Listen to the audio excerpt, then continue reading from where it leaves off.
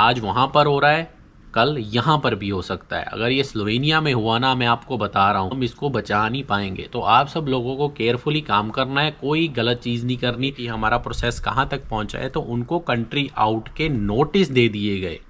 समझ ही नहीं पाओगे कि क्या ये यूरोपियन कंट्री है कि या फिर मैं एशिया में ही कहीं थाईलैंड मतलब फिलीपीन वगैरह में घूम रहा हूँ। मतलब ऐसा माहौल बन गया था। और इस चैनल को सब्सक्राइब ज़रूर करें, क्योंकि चैनल को सब्सक्राइब करोगे नई वीडियो का नोटिफिकेशन इमीडिएटली मिलेगा। आप में से कई लोग मेरे से इंटरव्यू के क्वेश्चंस मांग रहे हैं, मेरे साथ बात करना चाहते हैं, मेरा व्हाट्सएप मांग रहे हैं, नंबर मांग रहे हैं, सोशल मीडिया मांग रहे हैं। नमस्कार, कैसे हैं आप लोग? सारा यूरोप प्रोटेस्ट कर रहा है। मतलब मैक्सिमम जो यूरोप की कंट्रीज़ हैं वहाँ पर फॉरेनर्स जो हैं वो प्रोटेस्ट कर रहे हैं। क्यों? क्योंकि जो लोकल गवर्नमेंट्स हैं वो फॉरेनर्स को पसंद नहीं कर रही हैं। ऐसे रूल्स एंड रेगुलेशंस लेकर आ रही हैं जिससे कि फॉरेनर्स के लिए वहाँ रहना बहुत ही मुश्किल हो रहा है। उनको कंट्री आउट के नोटिस मिल रहे हैं। सिस जो कि शेंगेन का एक सिस्टम होता है जहाँ पर आप अपना स्टेटस वगैरह चेक करते हो या आपकी एप्लीकेशन वगैरह सबमिट्स होती हैं, वहाँ से अलर्ट्स निकल रहे हैं कि आपका अब नहीं हो पाएगा, हम आपको नहीं देंगे आपका वीज़ा, टीआरसी जो भी है, और आप कंट्री आउट कर दो। आज की वीडियो में मैं ये आपको बताऊंगा कि इसका स्लोवेनिया के ऊपर क्या इफ़ेक्ट होने वाला है। मतलब कि क्या स्लोवेनिया में भी प्रोटेस्ट हो रहे हैं, क्या स्लोवेनिया में भी इमिग्रेशन इतनी टाइट हो रही है। आज की वीडियो में मैं सब कंपेयर करूंगा इन यूरोपियन कंट्रीज़ में जो प्रोटेस्ट हो रहे हैं उसका स्लोवेनिया पर क्या इफेक्ट बनता है। तो वीडियो में बने रहें। तो चलिए शुरू करते हैं। तो जैसे कि मोस्टली मैं अपनी वीडियोस में बताता हूं कि जो स्लोवेनिया है वो एक बहुत ही फ्रेंडली कंट्री है और यहाँ पर बहुत सारे फॉरेनर्स आकर काम करते हैं।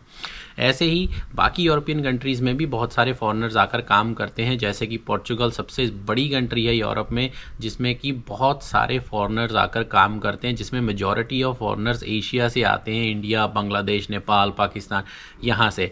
रिसेंट टाइम में ये हुआ है कि पोर्चुगल की जो गवर्नमेंट है वो इतनी एंटी इमिग्रेंट्स हो चुकी है कि उन्होंने लॉ पास किया है कि हम मतलब एक कोटे से ज़्यादा फॉरेनर्स नहीं रखेंगे।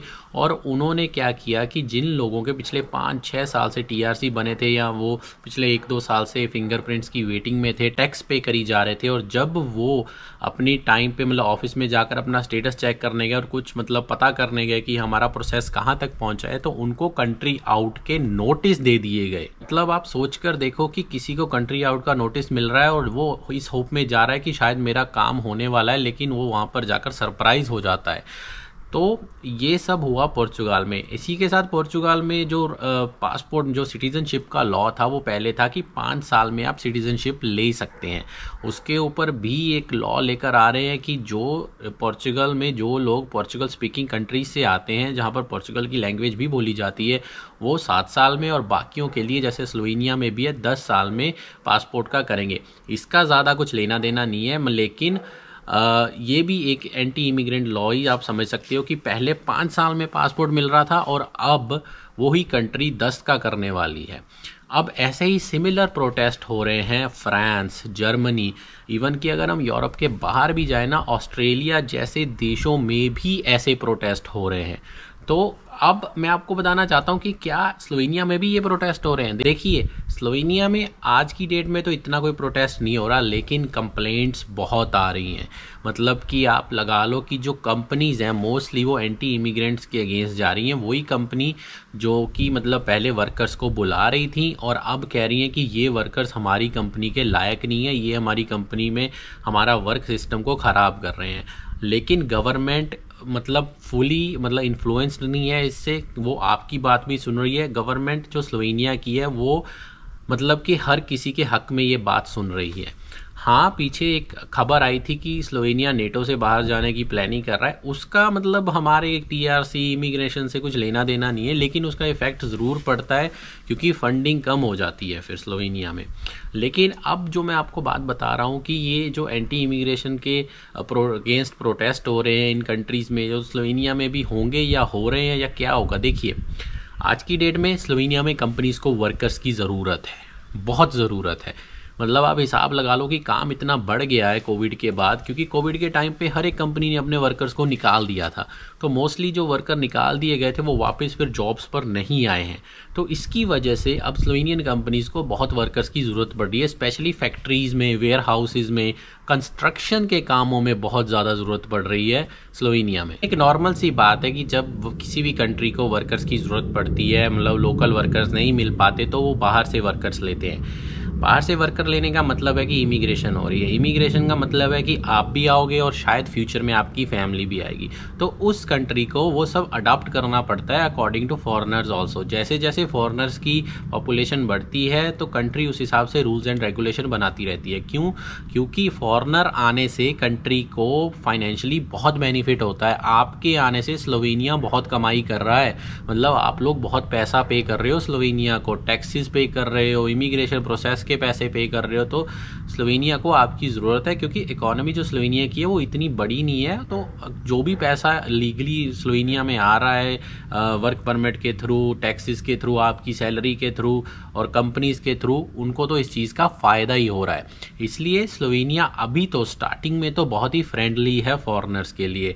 बहुत बढ़िया बढ़िया रूल्स बना रहे हैं, सैलरीज अच्छी दे रहे हैं, आपके मतलब अगेंस्ट कोई रूल नहीं है अभी के लिए। लेकिन कुछ कंप्लेंट्स ऐसी आई हैं जहां पर कि गवर्नमेंट के ये जो अथॉरिटीज़ होती हैं, लेबर डिपार्टमेंट ने रेड्स वगैरह मारी हैं, जहां पर उनको दिखा है कि जो वर्कर्स हैं वो काम पर नहीं आए हैं, वो कंपनी से भाग गए हैं, या कंपनी ने वर्कर्स को काम पे बुलाया नहीं है, उनको घरों में, मतलब एक घर में 5-5, 6-6, 10-10 लोगों को डालकर रखा है। इन सब चीज़ों का बहुत फ़र्क पड़ रहा है स्लोवेनिया में, जो रूल्स चेंज हो रहे हैं। अभी के लिए गवर्नमेंट ने कोई ऐसा रूल नहीं निकाला है जिसमें भी आपको सोचना पड़े कि हमें भी क्या प्रोटेस्ट करना पड़ेगा, क्योंकि स्लोवेनिया अभी इतना मतलब पॉपुलेटेड नहीं हुआ है फॉरेनर से। अगर आप पोर्चुगल को कंपेयर करेंगे ना, पोर्चुगल एक ऐसी कंट्री बन गई थी कि हर कोई जो भी यूरोप में आ रहा था, वो अगर खुश नहीं था उस कंट्री में आकर, तो वो कह रहा था मैं तो पोर्चुगल ही जा रहा हूँ, पोर्चुगल जाऊँगा, अपने पेपर निकालूंगा, अपना TRC लूँगा और वहाँ रहूँगा। आप मानोगे नहीं कि बड़े बड़े देशों में तो हमने सुना है कि जैसे कनाडा, अमेरिका में या ऑस्ट्रेलिया में, यहाँ पर चाइना टाउन्स होते हैं जहाँ पर सिर्फ चाइनीज़ शॉप होती हैं, इंडियन स्ट्रीट होती है, जैसे यूके में साउथ हॉल है। पोर्चुगल में आप मानोगे नहीं, लिस्बन जैसी सिटी में, जो पोर्चुगल की सबसे टूरिस्ट फ्रेंडली सिटी है, वहाँ पर बांग्लादेशियों का अपना एक टाउन बन गया था। मतलब बांग्लादेश के लोगों का वहाँ पर एक टाउन बन गया था, नेपाल के लोगों के टाउन बन गए थे, स्ट्रीट्स बन गई थी जहाँ पर उनकी शॉप्स थी इंडियन लोगों की। मतलब आप मतलब समझ ही नहीं पाओगे कि क्या ये यूरोपियन कंट्री है कि या फिर मैं एशिया में ही कहीं थाईलैंड, मतलब फिलीपीन वगैरह में घूम रहा हूँ। मतलब ऐसा माहौल बन गया था। इसकी वजह से क्राइम भी बढ़ा, इसकी वजह से लोकल लोगों से जॉब्स भी छीनी गई, इसकी वजह से इलीगल वर्किंग भी बढ़ी, कैश पे बहुत लोगों ने काम किया। ऑफ कोर्स इसका फ़ायदा कंपनीज ने भी बहुत उठाया। इसीलिए ये जो करंट गवर्नमेंट है पोर्चुगाल की, ये एंटी इमिग्रेंट्स हो गई है कि हमें आप लोगों से खतरा है, तो आप हमारी कंट्री छोड़कर चले जाओ। ये जो मैंने आपको सिस का अलर्ट बताया ना, ये उन लोगों को ही मिलता है जिन लोगों को मतलब कंट्री कहती है हमें आपसे खतरा है, आप कोई क्रिमिनल टाइप बंदे हो या मतलब टूरिस्ट टेररिस्ट टाइप बंदे हो। मतलब आप समझ के देखो कि गवर्नमेंट का दिमाग इतना घूम चुका है कि वो एक टाइम पे तो कह रहे थे आओ जी आओ, हम आपको TRC देंगे, पासपोर्ट देंगे, आप फिंगर लो, अपने टैक्स भरो। मतलब लोगों से 3-3, 4-4 साल का टैक्स ले लिया और फिर गवर्नमेंट कह रही है आप हमारे देश से चले जाओ। ये तो बहुत ही गलत बात है, इसीलिए प्रोटेस्ट हो रहे हैं। मैंने भी अपने कुछ फ्रेंड से बात की पोर्चुगल में, उन्होंने मुझे बोला कि आप भी आओ प्रोटेस्ट में। मैं ट्राई करूंगा कि मैं भी जाऊंगा वहां पर और उनका साथ दूंगा, क्योंकि ये बहुत ही ज़रूरी चीज़ है। आज वहां पर हो रहा है, कल यहाँ पर भी हो सकता है। अगर ये स्लोवेनिया में हुआ ना, मैं आपको बता रहा हूँ, तो अगर ये स्लोवेनिया में इम्प्लीमेंट ऐसा कोई रूल हो गया ना, तो हम इसको बचा नहीं पाएंगे। तो आप सब लोगों को केयरफुली काम करना है, कोई गलत चीज़ नहीं करनी, रूल्स एंड रेगुलेशन फॉलो करते रहिए, क्योंकि बहुत ही ज़रूरी चीज़ है। रूल्स तभी चेंज होते हैं जब रूल्स को तोड़ा जाता है या उनका गलत फ़ायदा उठाया जाता है। जैसे कि मैंने आपको बताया कि मतलब मेरी पिछली वीडियो में कि कंपनीज जो थी रूल्स का गलत फ़ायदा उठा रही थी, वर्कर को बुलाती थी, कहती थी 1 हफ्ता 2 हफ्ते काम करो, आपको तो काम नहीं आता, यहाँ से भाग जाओ, किसी और कंपनी में चले जाओ। वहाँ इंडिया अपने बांग्लादेश, नेपाल से एजेंसी से 20-20, 25-25 लाख रुपया लेती थी और वर्कर्स को यहाँ पर परेशानी होती थी और ये बहुत ही गलत बात थी। इसकी वजह से वर्कर्स को बहुत परेशानी हो रही थी। तो ये तो बात होगी कि यूरोप और स्लोवेनिया में आजकल चल क्या रहा है। अब मैं बात करना चाहता हूँ, आप में से बहुत सारे लोग मेरे से पूछ रहे हैं कि हम ट्रैक कैसे कर सकते हैं अपने वर्क को। तो अगर आप ट्रैक करना चाहते हो, इसका एक सिंपल तरीका है। ट्रैकिंग में आपके पास कुछ इन्फॉर्मेशन होनी चाहिए, जैसे कि आपकी कंपनी क्या है, आपका केस नंबर क्या है, कब अप्लाई हुआ है, जब फिंगरप्रिंट्स हुए हैं तब जो रिसिप्ट मिली है उसका नंबर क्या है, ये सब इन्फॉर्मेशन होनी चाहिए, आप ट्रैक कर पाएंगे। प्लस एम्बेसी में ट्रैकिंग का कोई सिस्टम नहीं है, वहाँ पर अपना टाइम वेस्ट मत कीजिए, वो किसी को रिप्लाई नहीं करते। मैं तो आपको यही बोलूँगा, ट्राई करो अपनी कंपनी के थ्रू ट्रैक करने की, वो ही एक ऑप्शन है आपके पास ट्रैक करने का, क्योंकि कंपनी के पास अथॉरिटी होती है, आपने उनको अथॉरिटी दी है आपके बिहाफ पर आपका टीआरसी अप्लाई करने की, वर्क परमिट अप्लाई करने की। प्लस अप्रावनान होता, जहाँ पर भी आपका अप्लाई हुआ है वहाँ पर आपको ईमेल करनी है, जैसे लुब्लियाना मारीबोर में, वहाँ से आप इन्फॉर्मेशन ले सकते हो, लेकिन स्लोवेनियन लैंग्वेज में ही होना चाहिए ये सारा इन्फॉर्मेशन।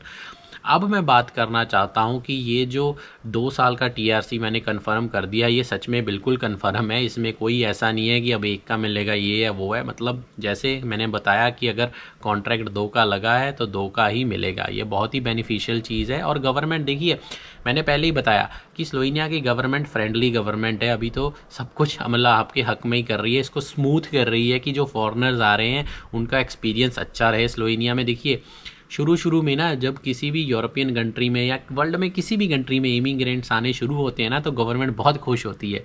क्यों खुश होती है? क्योंकि गवर्नमेंट को पैसा मिल रहा है। पैसा बहुत ही इंपॉर्टेंट चीज़ होता है गवर्नमेंट के लिए, क्योंकि टैक्सेस भरे जा रहे हैं, जो कंपनी आपको काम पर रखती है उसको टैक्स भरना पड़ रहा है, आपकी सैलरी के दौरान टैक्स काटा जा रहा है, तो बहुत सारी चीज़ें जो कि है गवर्नमेंट को इससे बेनिफिट होता है। इसीलिए रूल्स आपके हक में बन रहे हैं। इसीलिए मैं बार बार कहता हूँ रूल्स को फॉलो करते रहो, क्योंकि रूल्स को फॉलो करोगे तभी यहाँ पर आप स्मूथली वर्क कर पाओगे, आगे फ्यूचर बना पाओगे, फैमिली को ला पाओगे और अपनी सैलरी इंक्रीज कर पाओगे।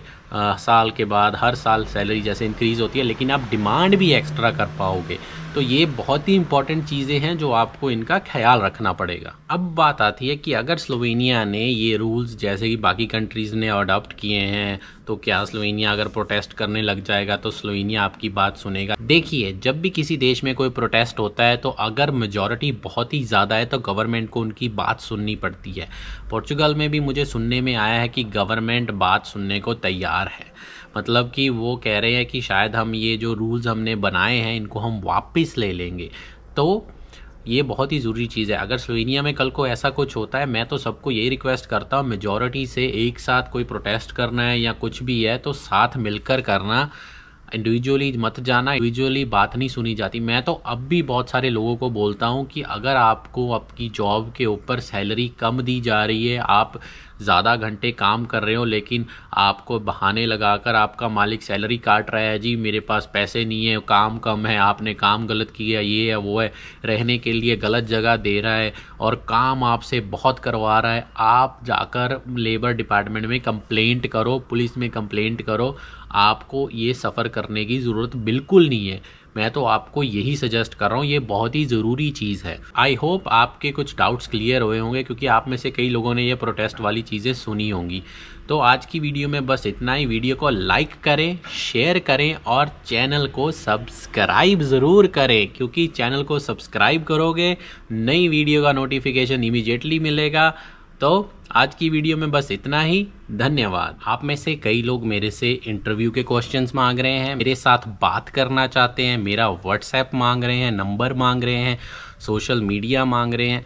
मैंने लिंक डाल दिया है वीडियो के डिस्क्रिप्शन में, जहां पर जाकर आप इंटरव्यू के क्वेश्चंस ले सकते हैं, उसका PDF डाउनलोड कर सकते हैं, उसमें सारे क्वेश्चंस लिखे हुए हैं। प्लस 1-to-1 कॉल मेरे साथ बुक कर सकते हैं। व्हाट्सएप पे मैं आपको कॉल करूँगा, आपके पास मेरा नंबर आ जाएगा।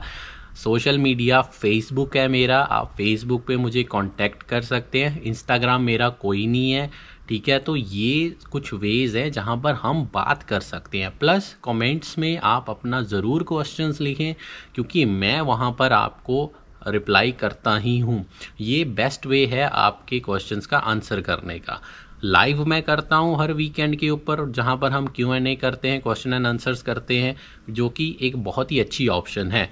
तो ये इन्फॉर्मेशन बहुत ही ज़रूरी थी जो मैं आपको बताना चाहता था।